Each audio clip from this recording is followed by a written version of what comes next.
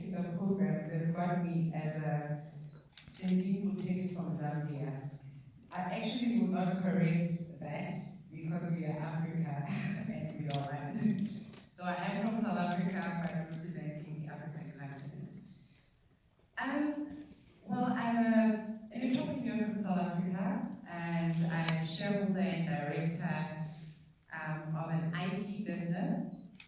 I also founded a golf foundation, and I also have a consulting business. And to the contrary, actually it's not to the contrary, it's very interesting how we have similarities as entrepreneurs. We have similar stories. I'm very inspired by the story of the mom, because I also have a story like that.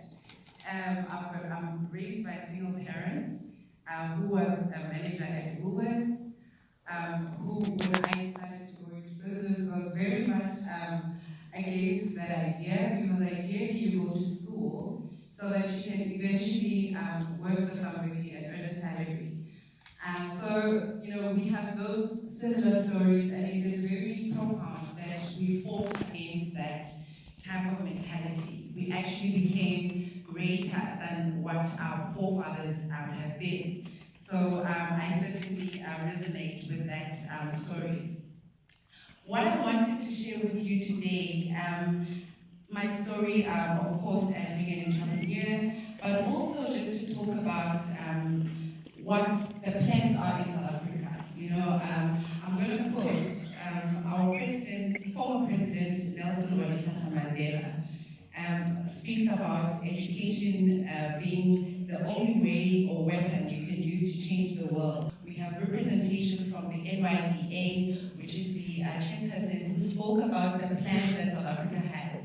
And in writing my speech and planning the talk today, I actually wanted to go into the detail, but I think they have covered a lot of those issues pertaining to financing of SMMEs, pertaining to having bodies that, or having organized forums that are going to assist in training entrepreneurs, talking to the issue of finance, which is quite huge, capital investment for SMMEs, and also ensuring that procurement is done both by private and public sector. They buy from small businesses and get some sort of rebate. This is what the South African government has done for SMMEs. And to link it to that, I have, I've started a couple of businesses. I've had failed businesses. I've come back up again, and certainly South Africa is very friendly to startups. In my experience, where I'm back in business now, I'm successful in it. With all the tribulations, they are addressing the issues that affect entrepreneurs.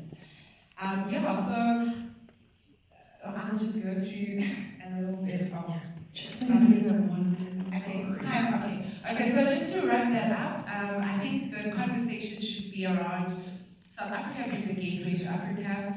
ICT is there's a huge plan in us having 100% broadband coverage in the country, and obviously extending that into Africa as well. And that's it. Thank you. Wow. Okay. Thank you. Okay. We had a question.